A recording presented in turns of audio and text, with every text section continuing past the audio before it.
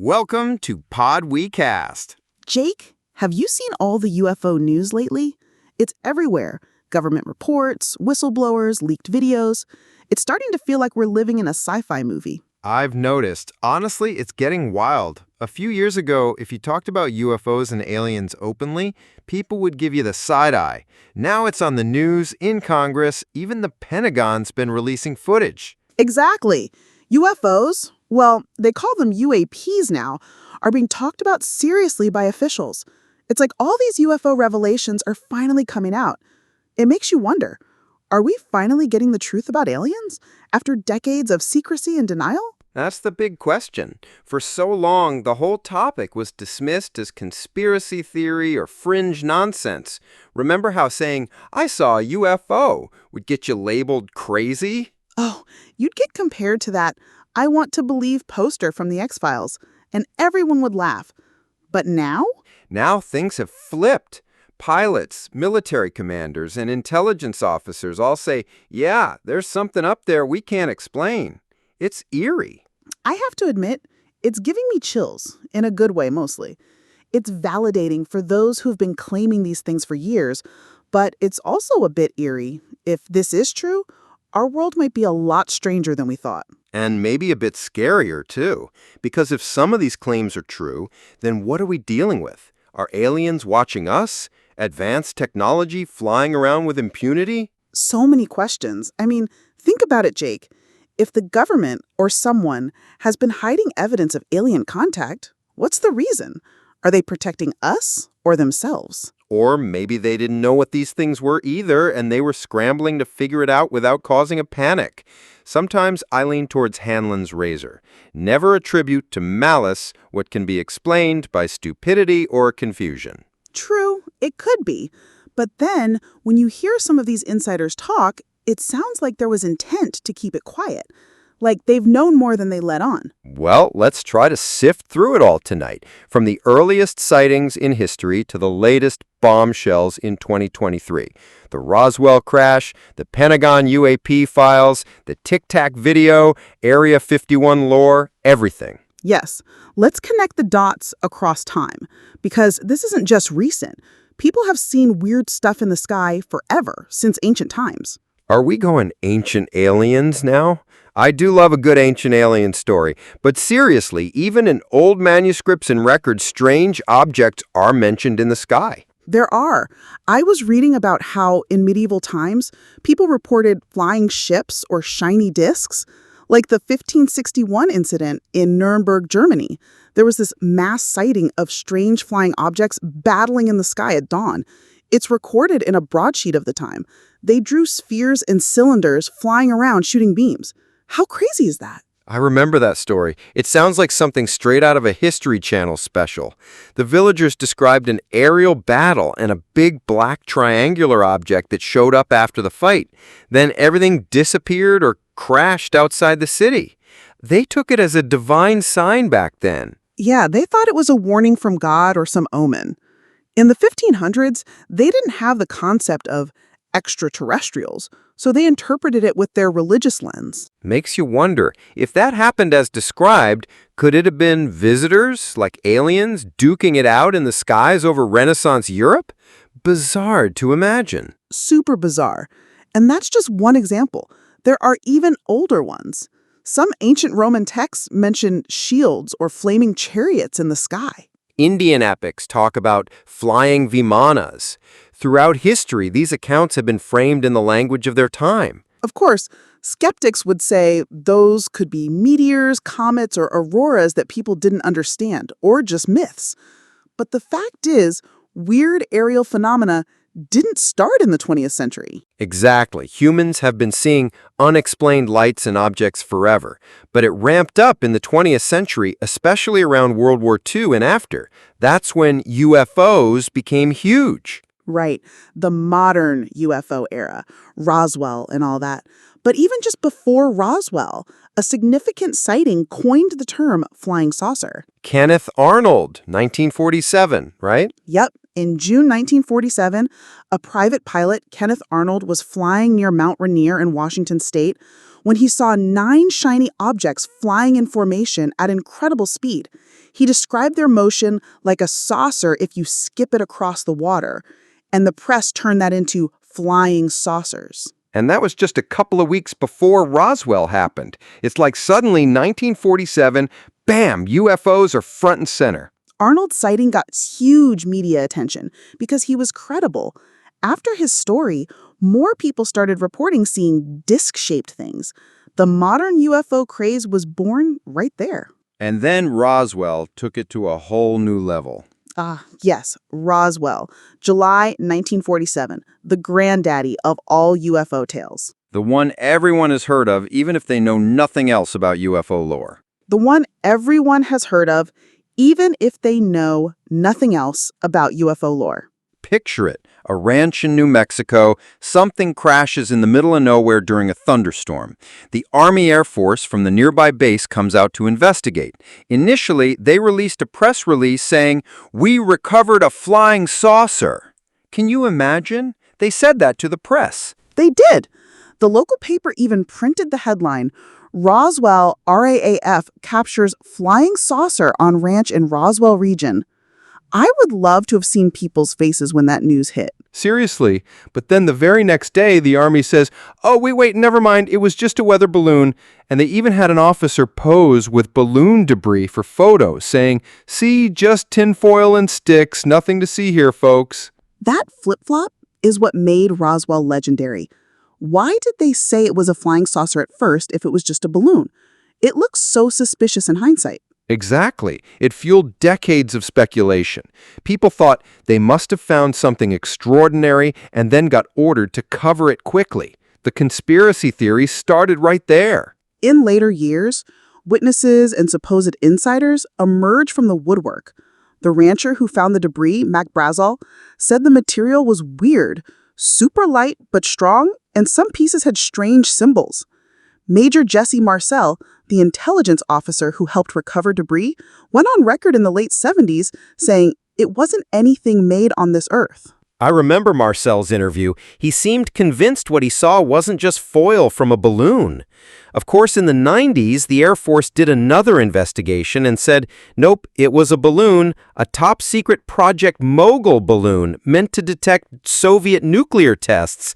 That was their official explanation. Yeah, Project Mogul was real, so skeptics say the case is closed.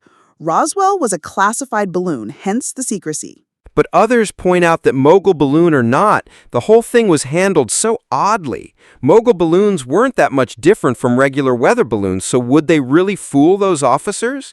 And Mogul doesn't match some witness descriptions like super thin metal that wouldn't crease or the strange hieroglyphic-like markings. Exactly.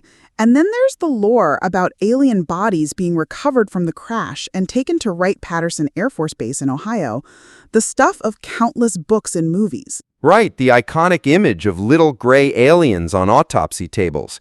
In the 90s, the Air Force tried to explain that too, hilariously. They said people might be remembering crash test dummies dropped from high-altitude experiments. Never mind that those tests were years later in the 50s. It was such a stretch. Very much a stretch. Roswell is so tangled. On one hand, it could be the biggest cover-up ever. On the other, it could be mundane debris that got mythologized. But either way, it set the stage for everything that came after. And interestingly, decades later, some controversial documents surfaced, the so-called Majestic 12 papers, that claimed President Truman set up a secret committee of top scientists and generals to handle UFO incidents like Roswell. Majestic 12? Yeah, many people think those documents are a hoax, fabricated in the 1980s. But if they weren't, it means an elite group was tasked with hiding and studying alien technology right from the start. Real or not, the fact that such documents even exist in lore shows how convinced people were that something was being covered up at high levels. And we have one solid piece of evidence that the brass took it seriously back then, a memo from General Nathan Twining in 1947. He wrote that the flying disc sightings were real, not imaginary. Described them as metallic disc-shaped objects capable of extreme maneuvers. Exactly. That memo only got declassified years later. It shows that privately, at least some officials thought, okay, these things are real, even as publicly they were debunking them. After Roswell, the public's fascination exploded.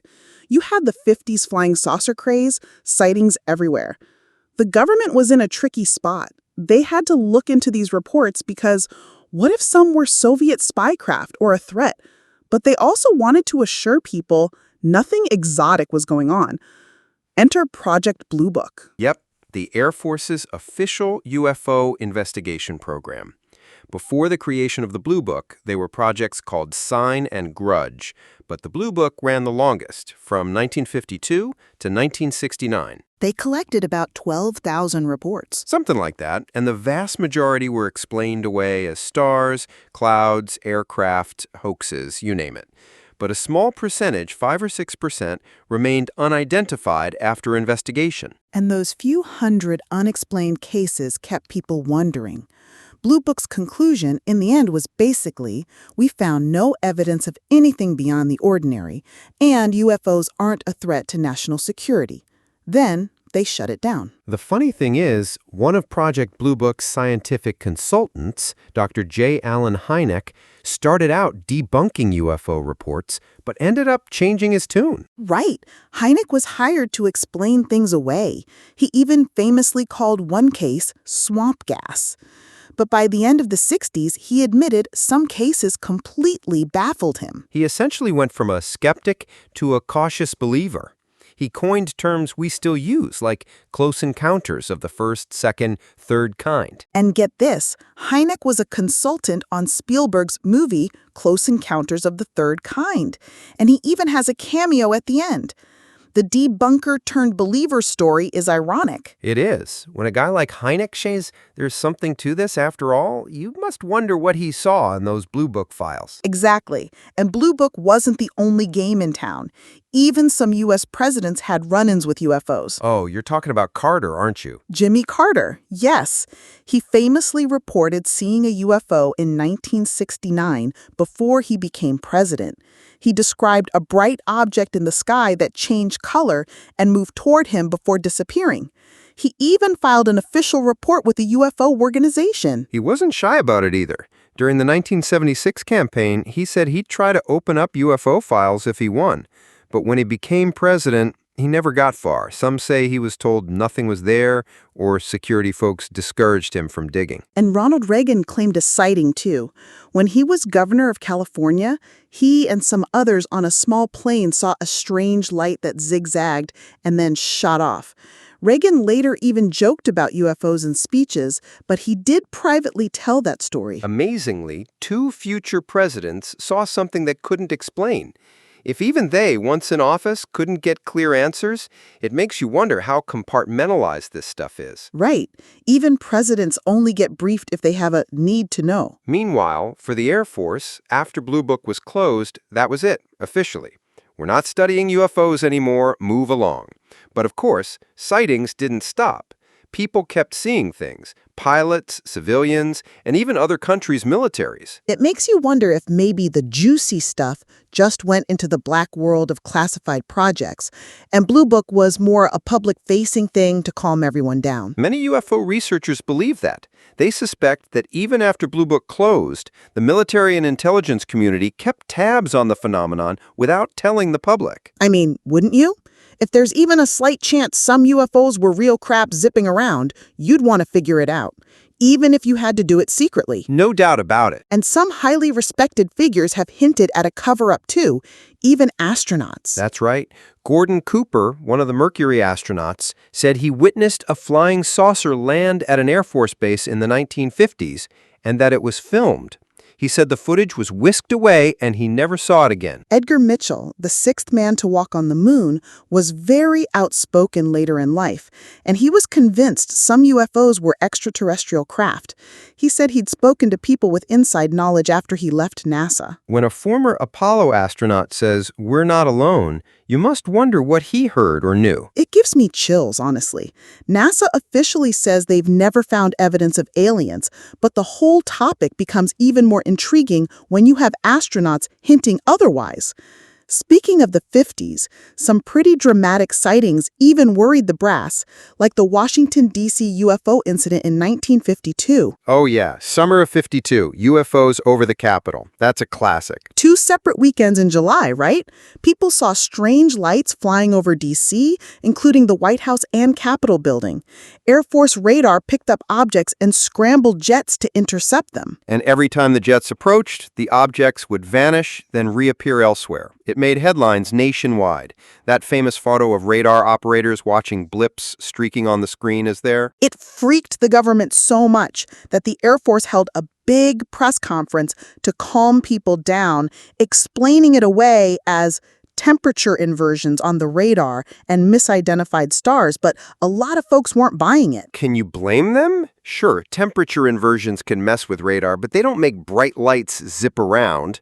The whole thing sounded like a cover story. That incident probably pushed the government to get a handle on the narrative. I've read that after 1952, the CIA said, we need to debunk these flying saucer reports. They're clogging up channels and could cause panic. Right. That led to the Robertson panel in 53. A group of scientists recommended a public debunking campaign. Use the media, even make UFOs a joke, so people wouldn't take it seriously anymore. And that strategy worked for a long time. The ridicule factor became huge. Pilots and military folks often stayed silent about sightings to avoid ruining their careers. We probably missed out on a ton of good data. But still, even with the stigma, some cases that blow your mind leak out. Like the Rendlesham Forest incident in 1980, Britain's Roswell. Oh man, yeah. U.S. Air Force personnel stationed in England saw strange lights in the woods over 2 nights around Christmas. Some claim a triangular craft landed. One of them, Sergeant Jim Peniston, said he touched the thing covered in symbols and later wrote down a bunch of binary code he claimed popped into his head. Super weird. Deputy Base Commander Charles Halt saw lights and recorded audio while chasing them through the forest. I've heard clips of that tape. They're tracking this red light moving through the trees, sounding bewildered. There it is. It's coming this way. They even reported a beam of light shooting down near their feet. They found triangular burn marks on the ground the next day where something might have landed, and Geiger counter readings showed higher radiation. It's one of the best documented cases. Multiple witnesses, physical evidence, and official memo about it. There's still no definitive explanation, though. Skeptics say it might be a nearby lighthouse or stars and the power of suggestion. But the airmen involved scoff at that. That case made me think, okay, something is happening. I wasn't always into this stuff, you know. I used to be a major skeptic. Really? I assumed you were always a UFO nerd like me. I enjoyed sci-fi and found UFO stories fun, but I thought most sightings were mistakes or hoaxes. But then you hear enough credible people telling similar stories, and you see some official reports. You start to wonder. Same here. I was fascinated, but on the fence until maybe my late teens. Then I read more and saw some declassified documents and pilots' testimonies. It opened my mind. Can I ask if you ever saw something yourself, like a UFO? You know, I might have, once. It's part of why I got so into this. When I was 16, I was camping with a friend in the countryside. One night, we both saw this light in the sky, moving in a way no plane or helicopter would. It would zip one direction, stop on a dime, dart another way, and then suddenly shoot off and vanish. Completely silent.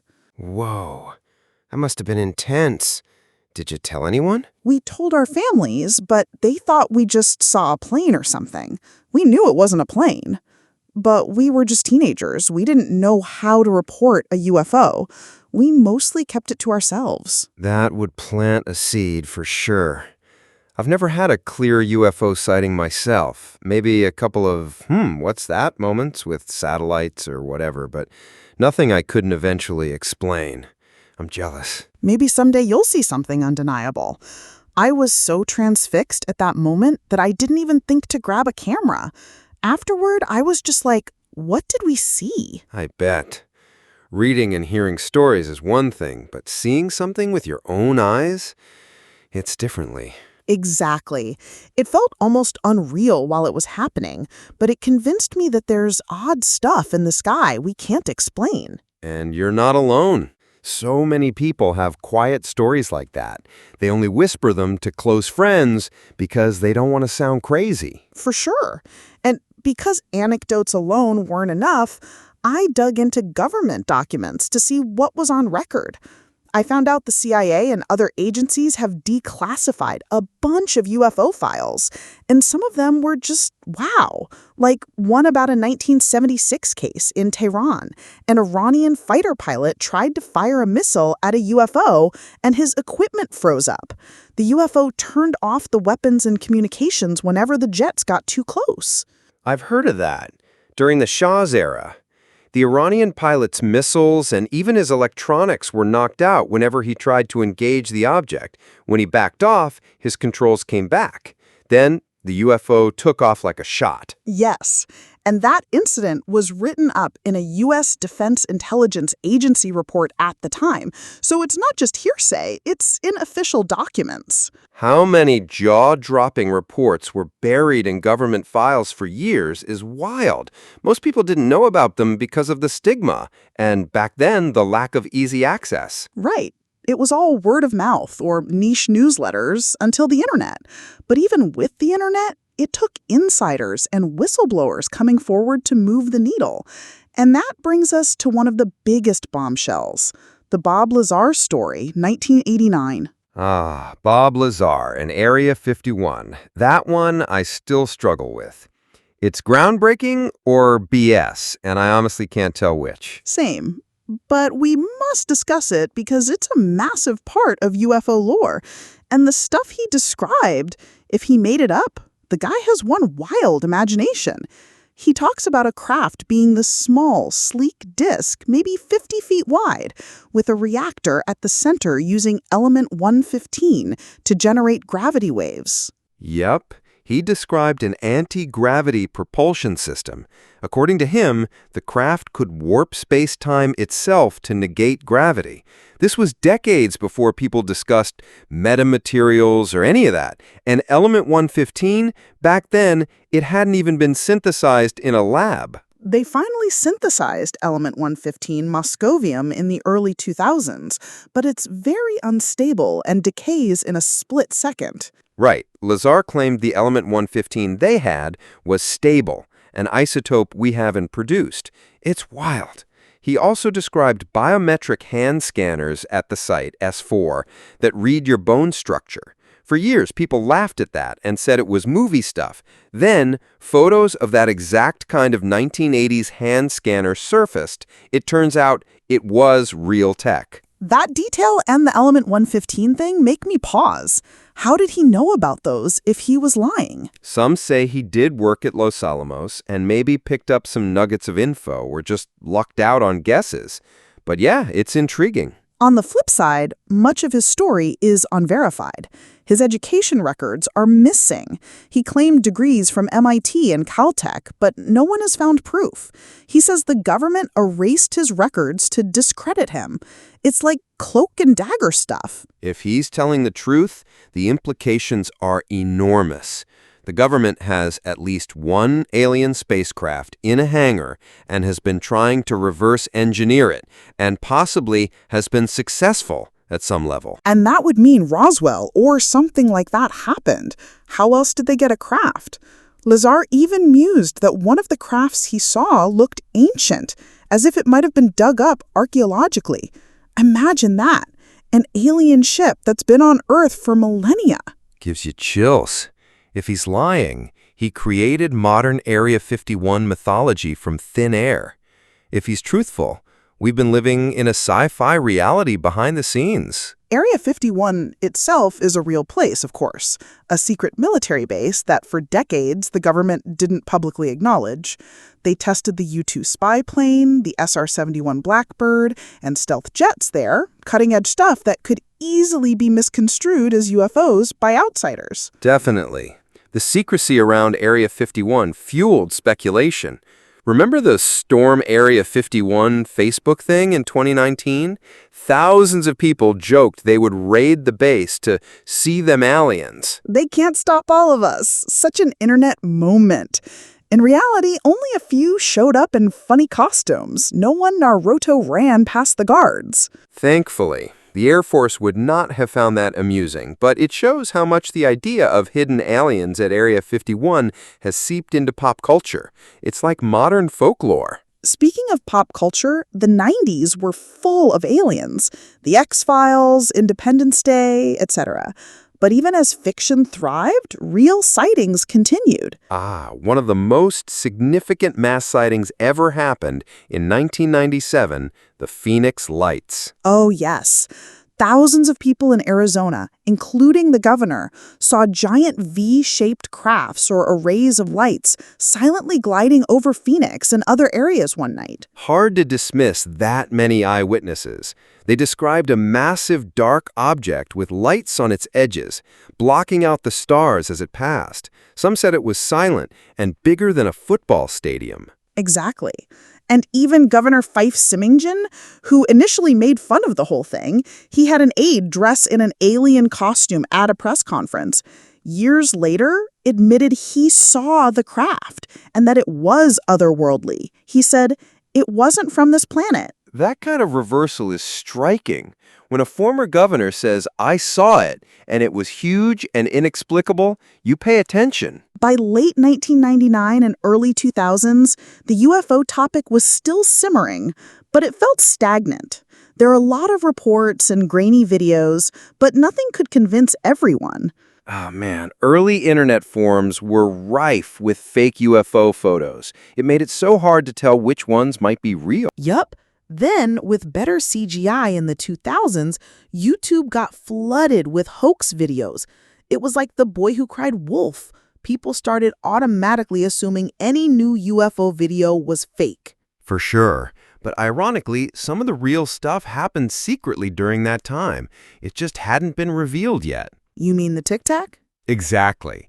So one of the most compelling UFO encounters took place in 2004, but we only learned about it years later. The USS Nimitz carrier group off the California coast was doing exercises when their radar started picking up weird aerial objects. For days, the crew tracked objects dropping from 80,000 feet to sea level in seconds and hovering.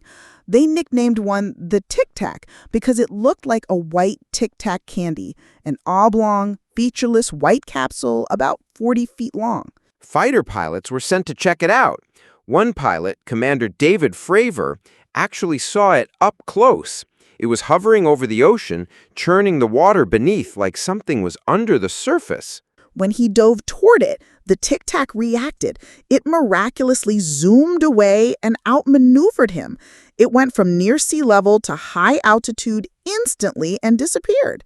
Then, wildly, it popped up on radar 60 miles away, like in the blink of an eye.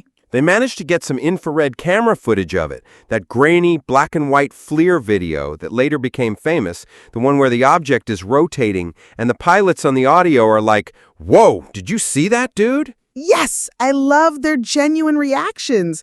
They're like, "There's a whole fleet of them." In one of the videos, the separate gimbal video in 2015, but still, you can hear the astonishment and a bit of nervous laughter. These were Top Gun pilots, not easily impressed. They later said this thing had no visible means of propulsion, no wings, but it could accelerate like nothing they'd ever seen and even jam their radar. And for a long time, nobody in the public know about this. It happened in 2004, but stayed classified or at least unreported until much later. The lid finally cracked open in December 2017 when the New York Times ran that story revealing a secret Pentagon program, ATIP, Advanced Aerospace Threat Identification Program, that had been studying UFOs. That article was a game changer. Along with it came the release of 3 Navy videos, including the Tic Tac, Gimbal, and Go Fast.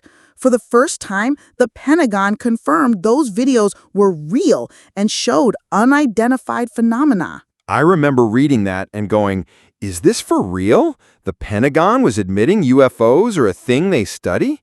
It felt surreal. Same. It was like vindication for all those people who said the government was secretly interested in UFOs. Suddenly, it was on CNN, on the front pages, and not in a mocking way. They rebranded UFOs as UAPs to shake off the tinfoil hat image. Right. And after 2017, everything accelerated. We got an official UAP task force, then a Pentagon UAP office. In 2021, the Director of National Intelligence delivered a report to Congress on UAP sightings. They looked at 144 recent cases and could only explain one. That report said, yeah, pilots are seeing things, and we don't know what they are. They might be anything from airborne clutter to foreign drones to something truly unknown.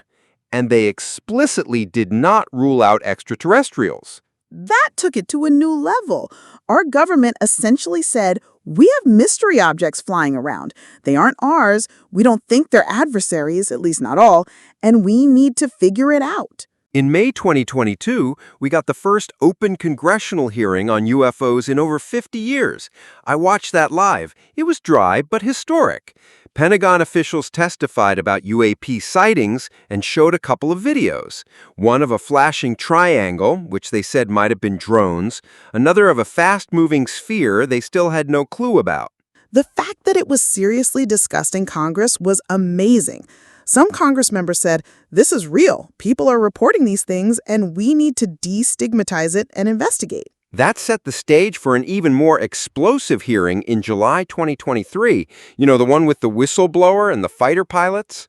Oh, I was glued to that. They had 3 star witnesses: retired Commander David Fravor, the Tic Tac pilot, Ryan Graves, another former Navy pilot who says his squadron saw UAPs on the East Coast all the time, and the whistleblower, David Grush. Grush's testimony was the jaw-dropper. Here's a former Air Force intelligence officer, under oath, telling Congress that the U.S. government has recovered non-human craft and even biologics, which means bodies.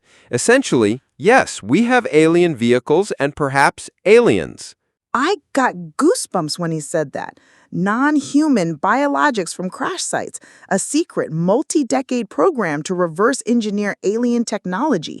He was saying all the things conspiracy folks claim for years, but on the record in the halls of Congress. It was unreal. He also said he provided specifics in a secure setting because it's all highly classified, and that he faced retaliation for blowing the whistle. He begged Congress to grant immunity to others with knowledge so they could come forward. And importantly, he wasn't some random guy. He was a high-ranking intelligence officer with serious credentials. That lent him credibility, though of course skeptics still demanded proof. Speaking of proof, he didn't show photos or alien bodies at the hearing. Imagine if he had. So it was still just testimony, but hearing it straight from a guy like that was huge. Right. Skeptics point out it's still just claims. Even Grush said he never personally saw the alien craft or bodies. He was reporting what others told him. But Congress seemed to take it seriously enough to keep digging. They sure did. After the hearing, there were calls for an official amnesty program for anyone who participated in these programs to come forward, and provisions in legislation to collect and disclose UFO records. Even NASA got in on the act. In 2023, they established a UAP study team and held a public meeting. Then they appointed a director of UAP research. NASA's stance was no evidence of extraterrestrials yet, but there are phenomena we can't explain and need better data. And Bill Nasson, NASA administrator, mused that with space's vastness, there's life out there, maybe even advanced life. It's quite a shift. 10 years ago, if you asked NASA or the Pentagon about UFOs, they'd either laugh it off or give a one-liner denial. Now they're holding press conferences about how they take it seriously. And you know what's funny? After all this, we still don't have that one piece of indisputable public evidence, like an alien body or a piece of a saucer that scientists can analyze openly.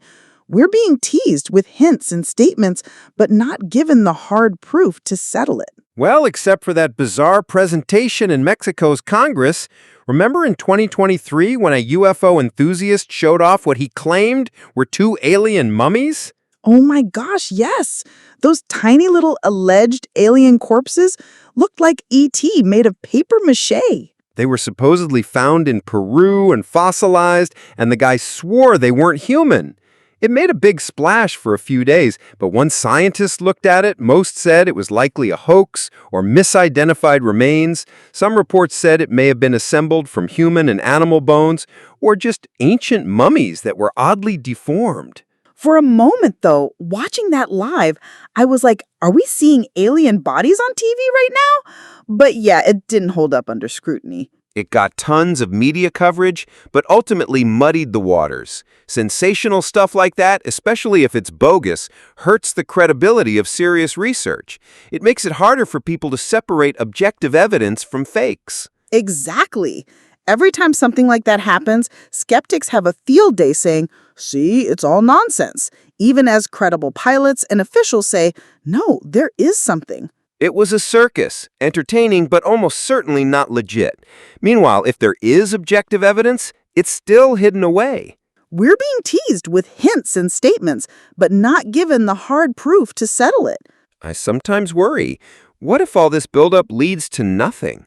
What if in the end it's some mundane explanation, like a mix of misidentifications, some advanced drones or tech tests, but no aliens? That would be such a letdown. Part of me would be relieved, sure, at least we wouldn't have to grapple with the ramifications of not being alone, but I'd also be super disappointed. Right? After all this drama, if the truth turned out to be, oh, it was just top secret human tech we didn't want to talk about, it'd be anticlimactic, even though that tech would still be cool. But honestly, some cases make me doubt the all-human tech angle.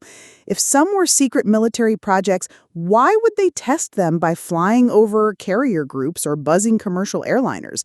That risks exposure or even a dangerous incident.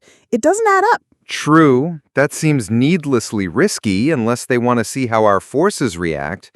Also, some of the performance characteristics described are beyond cutting edge. Even our black projects have limits grounded in physics as we know it. These things seem to defy those limits. Exactly. The speeds, the accelerations, the ability to hover silently, no visible propulsion. If any country had that in, say, the 60s or even now, I feel like we'd have seen it used more overtly by now. You don't hide a capability that gives you that big an edge. And let's not forget the international aspect. UFOs aren't just an American thing. There have been waves of sightings in Belgium, Brazil, and Russia. It's a global mystery. Absolutely. Like the Belgium wave in 1989-90, a large triangular craft was seen by hundreds, chased by F-16s, and even caught on radar. The Belgian Air Force cooperated with civilian researchers because they were just as perplexed. I remember that. And no one ever claimed those were some U.S. stealth blimp.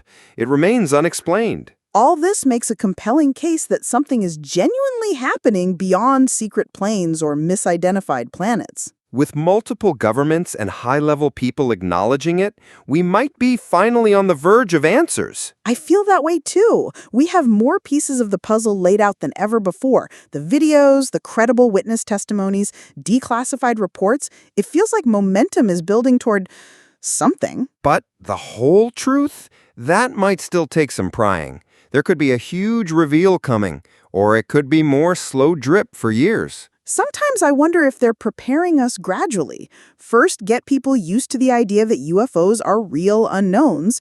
Next, maybe trickle out, oh, by the way, we have some materials. Then, yes, we have a craft.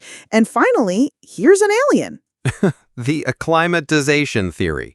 It's not wild. If I were in charge of breaking something potentially world-shattering, I might do it in stages too. Otherwise, you risk freaking people out. Even now, a lot of folks would panic or have existential crises if tomorrow we got undeniable proof of aliens. Though many of us would be ecstatic and fascinated. Sure, some might freak out, but look how many people are already convinced, or at least open to it. True, the stigma is lessening. Polls show a good chunk of people think the government isn't telling everything about UFOs.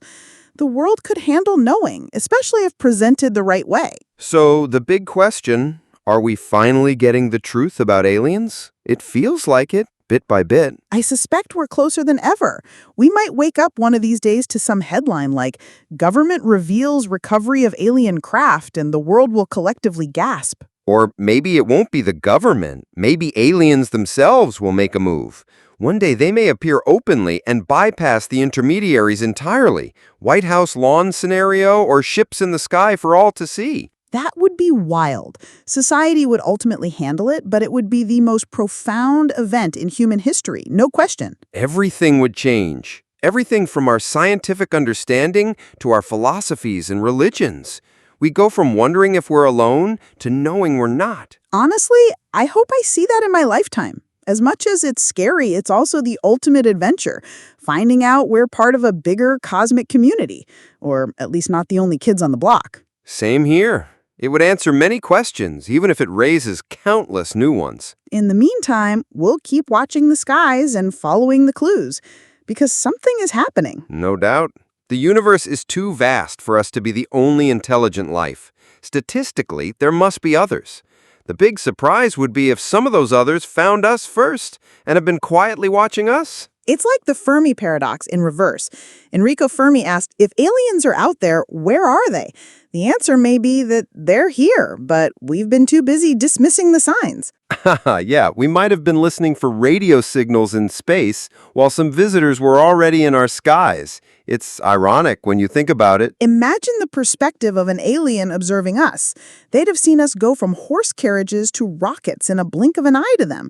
And they've seen us develop nuclear weapons, which might have caught their attention. There's a theory that our first atomic bomb tests in the 40s acted like a beacon.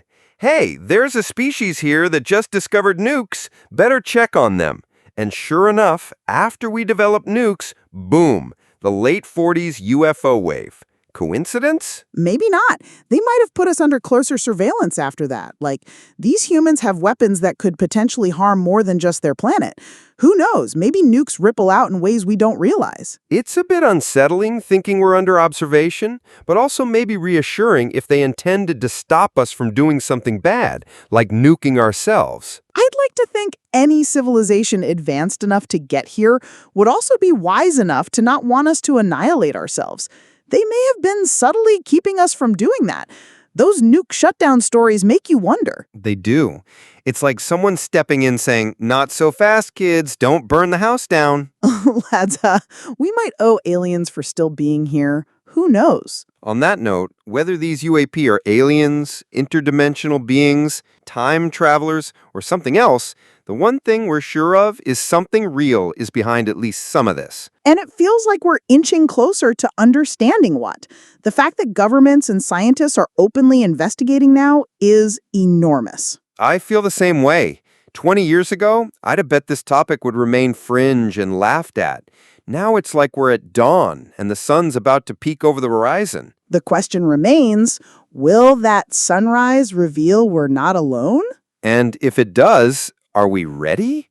What do we even do with that information? It would change everything. It would, but humanity can handle it. It'd be the story of the millennium, but we'd adapt. It's in our nature to seek the truth, even if it's the strangest truth imaginable. Well said. So, are we finally getting the truth about aliens?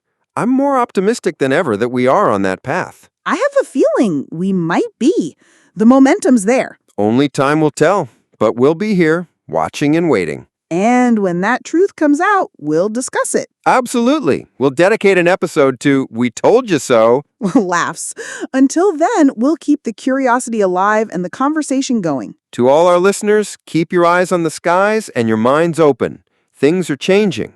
And who knows, maybe we'll all learn the answers sooner than we think. And on that note, stay curious, everyone. The universe is a lot bigger and stranger than we can imagine. Maybe we're about to find out just how strange. Are we finally getting the truth about aliens?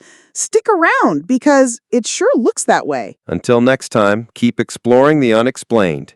Do not forget to like, comment, and subscribe to our channel, PodWeCast. Stay safe and keep looking up.